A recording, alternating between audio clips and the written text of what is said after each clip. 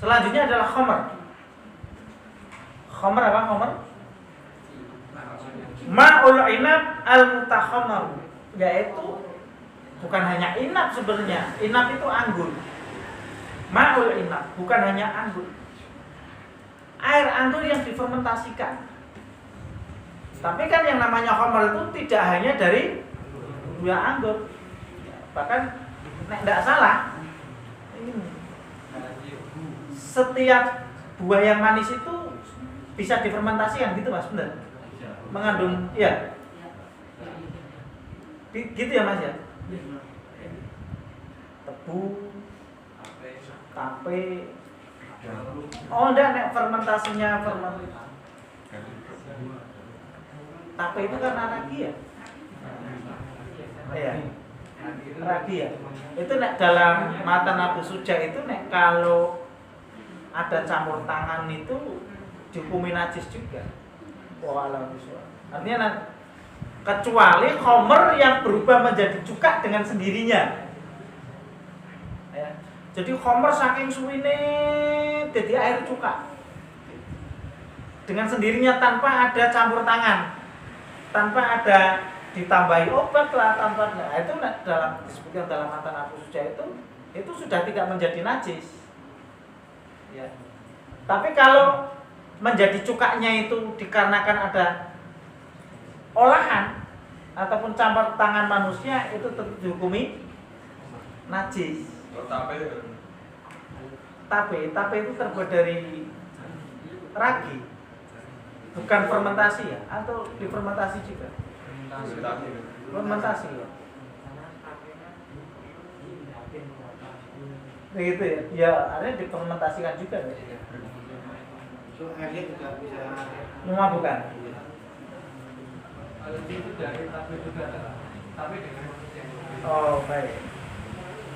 Terima kasih. Nanti kita cari tentang hukum ya, tape gitu. Ya kan itu juga mengandung hukum tape.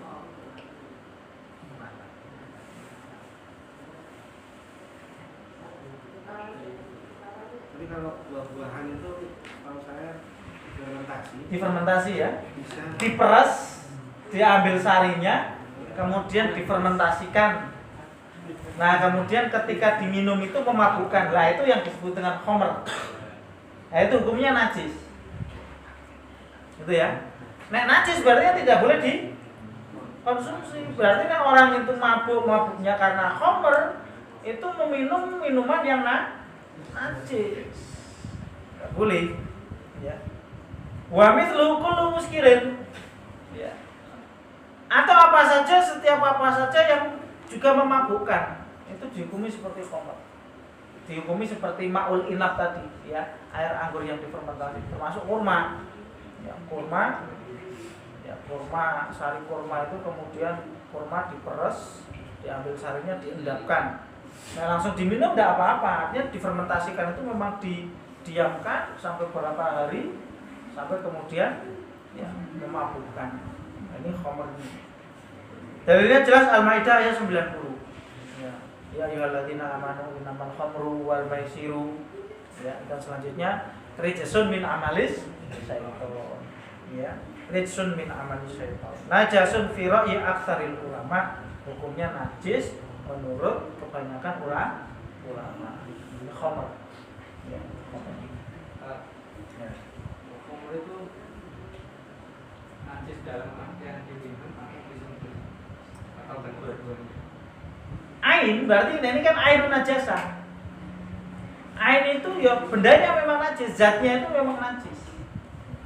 Nah, tapi memang para ulama mukhtalaf itu ini kan aksarul ulama ya, kebanyakan ulama menganggapnya najis, tapi ada sebagian ulama yang menganggapnya itu tidak najis. Ya berdasarkan ketika turun Al-Maidah ayat 90, Masya Allah ya. Jadi dulu itu memang tradisi minum itu sangat kental. Jadi nek orang ngombe itu orang afdol. Kan itu. Bahkan kalau tidak salah ada satu riwayat sampai sahabat itu ya di rumah itu punya, kan makanya kan pengharaman khamr itu kan bertahap kan. Tidak langsung kok haram, itu tidak, kan bertahap. Karena itu memang menjadi sudah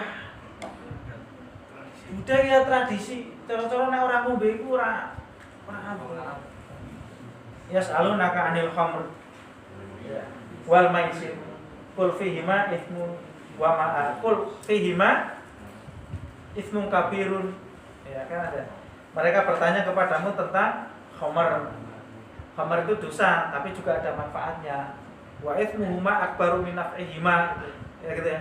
Tapi madaratnya lebih besar daripada manfaatnya. Kemudian ayat lagi la taqrabus sholata wa antum sukara. Jangan engkau mendirikan sholat ketika engkau dalam keadaan mabuk. Nah, maka kemudian terakhir turun Al-Maidah ayat 90 tadi. Lah, ketika turun Al-Maidah ayat 90 sampai Umar itu mengatakan, Allahumma bayyin lana bayanan safiyan. Ya Allah, berikan kepada kami kejelasan tentang hukum khamr. Maka kemudian turun ayat ini, lah maka para sahabat yang memiliki persediaan khamr di rumah-rumahnya, gentongnya itu galonnya isinya khamr, akhirnya disuntak semua di jalan-jalan kota Madinah. Kan disebutkan sampai jalan-jalan itu banjir dengan khamr. Nah kemudian orang-orang lewat situ nyiprat ke baju, kemudian buat surat. Nah memang para ulama masih ada sebenarnya mukhtalaf. Jadi mukhtalaf itu masih diperselisihkan tentang ainun najasahnya khamr itu zatnya. Tapi kalau di sini menurut aktsar ahlul ilmi ya, kebanyakan para ulama ahlul ilmi mengatakan dihukumi najis berdasarkan Al-Maidah ayat 9. Ya untuk ikhtiarnya seperti itu. Gitu ya. Kemudian al-kalbu, anjing. Ya, anjing ini juga najis. Ya. Najasun indal jumhur, najis menurut jumhur, ghairu Hanafiyah. Ya, selain Hanafiyah. Kalau Hanafiyah mengatakan gini, najisnya anjing itu hanya pada liur. Kalau menurut Hanafiyah itu najisnya anjing itu hanya pada liur. Tapi menurut jumhur itu mengatakan anjing itu sendiri ya najis. Nah, kemarin ingat saya ada pertanyaan tentang buruan dengan Mas Yanto ya. Ada pertanyaan tentang berburu dengan anjing. Ya buruan. Ya. Nah itu memang ada kekhususan kalau itu. Ada bab namanya bab as-sayd, berburu. Ya. Termasuk berburu dengan menggunakan panah, termasuk berburu dengan menggunakan bedil. Ya. Berburu sendiri itu dihukumi sebagaimana menyembelih. Kan harusnya untuk memakannya disembelih. Ya. Karena hewan itu hewan buruan, maka berburu itu dimaksudkan dengan menyembelih. Ya. Maka nanti dalam berburu itu ketika mau melempar panah ataupun ketika mau menembak, fadkurismaullah, maka sebutlah nama Allah, bismillahirrahmanirrahim, tembak jebrek. Nah, baru halal untuk dimakan. Nah, termasuk anjing. Berburu dengan anjing. Dalam sebuah hadis Rasulullah SAW beliau bersabda, sahabat Adi bin Hatim, idza arsalta kalbaka, apabila engkau melepaskan anjingmu untuk berburu, fadkurismaullah, maka sebutlah nama Allah. Jika engkau mendapatkan ya hewan yang diterkam oleh anjing buruan itu masih hidup, maka sembelihlah. Ya. Kalau sudah mati, ya juga tidak apa-apa, boleh dimakan. Lah bagian yang digigit oleh anjing itu kemudian dibuang. Itu nanti ada bab khusus terkait dengan bab soid. Itu pun dengan syarat, bukan sembarang anjing. Anjing di situ disyaratkan anjingnya adalah anjing yang sudah dilatih. Al-mukallaf, mukallaf itu anjing yang sudah dilatih, atau al-mu'allam. Mu'allam itu anjing yang sudah dilatih. Tidak bisa anjing yang kemudian kok sembarang anjing, tidak bisa. Itu ya, nah, itu syarat berburu ya dengan menggunakan hewan buruan. Ya. Jadi itu ada taksis, nanti ada bab sendiri namanya bab as-shayd, berburu, baik itu menggunakan hewan buruan ataupun dengan menggunakan panah ataupun senapan. Nah di sini al-kalbu najasun indal jumhur, najis menurut jumhur. Sebagaimana hadis al-muttafaq alaih riwayat Bukhari Muslim an Abi Hurairah radhiyallahu an, dari sahabat Abu Hurairah radhiyallahu an, anna Rasulullah qala idza syaribal kalbu fi ina'i ahadikum falyaghsilhu sab'an. Apabila anjing kok menjilat inak itu bejana. Sehingga para ulama di situ menyebutkan ya nek anjingnya itu menjilat inak bejana. Bejana niku apa sih kemarin? Bejana itu wadah, perkakas, piring, yo gelas, yo panci, yo baskom, ya semacam-macam lah perkakas. Kok dijilat anjing, faksil husab, maka dicuci sebanyak 7 kali.